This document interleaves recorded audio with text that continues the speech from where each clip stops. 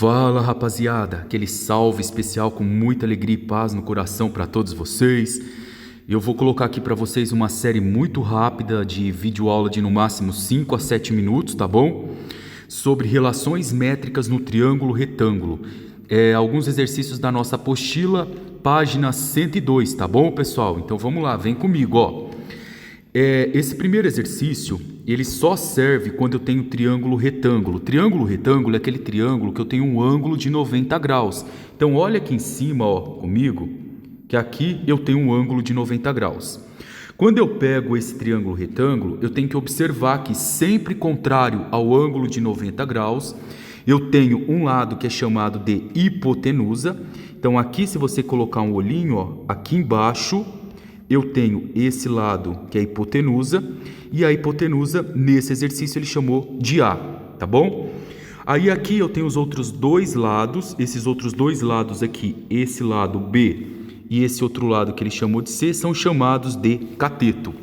E aqui sai a primeira relação trigonométrica, que hipotenusa ao quadrado é igual a cateto ao quadrado mais cateto ao quadrado.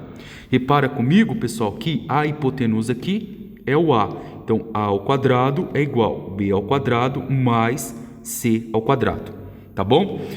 Outra coisa, algumas letrinhas, fora o A, B e C, são colocadas no exercício, que são essas daqui, ó. Vejam comigo que eu tenho essa letrinha que é o H, essa que é o M e essa que é o N. O M do macaco, moçada, ele sempre vai ficar junto com a letra B. Então, o B está aqui e o M está aqui embaixo.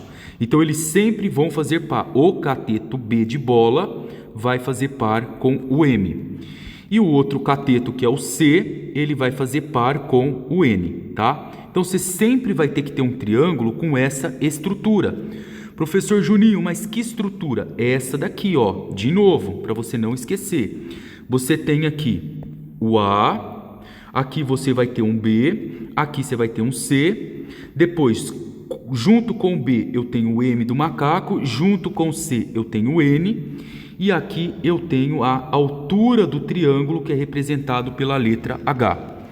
Fazendo semelhança de triângulo, pessoal, de novo, fazendo semelhança de triângulo, a gente encontrou algumas fórmulas que eu já discuti em sala com vocês, que são essas daqui, ó.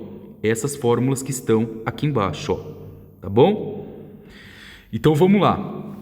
Esse primeiro exercício, ele pede para a gente determinar tanto o valor do x e o valor do y. Como que eu faço para determinar o valor do x e do y? Qual é o jeito mais simples de eu resolver isso? Pessoal, você tem que fazer uma comparação entre os dois triângulos. Repara comigo que esse lado aqui que eu estou chamando de y, ele está na posição desse lado aqui que é o B. Então, o nosso B aqui é o y. Ou melhor, quem é o y? O y é o B. Você só vai fazer a comparação dos dois triângulos. Aí, o que mais que eu tenho de informação? Eu tenho que esse lado aqui embaixo, ele vale 3, e compara com o triângulo que eu coloquei aqui, ó. Essa parte aqui embaixo vale M. Então, quem é o meu 3? O meu 3 é o M, tá?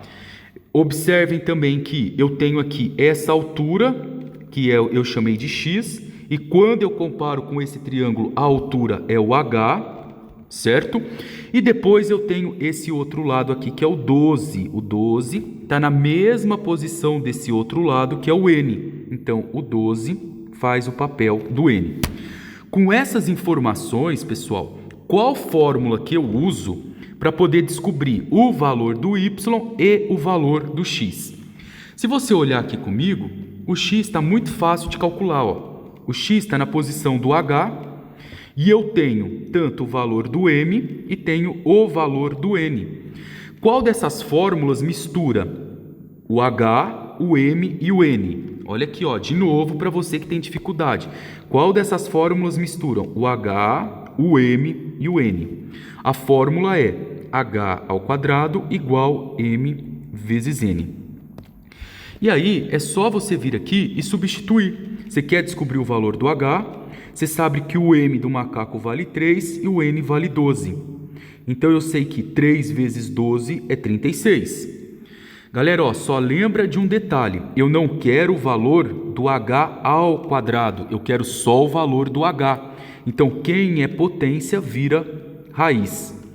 E aí você tira aqui, ó, a raiz quadrada do 36. É o número que ele vezes ele mesmo dá 36. E a nossa resposta é 6. Tá aqui. Achei o h. Agora, como que eu faço para achar o y? O y, repara comigo que ele está aqui, ó, na posição do b. Qual fórmula que eu tenho o b? Se você olhar, o meu b aparece aqui nessa primeira fórmula e o meu b aparece na segunda fórmula. Eu tenho duas fórmulas para achar o b, tá? Vou colocar ela aqui, ó.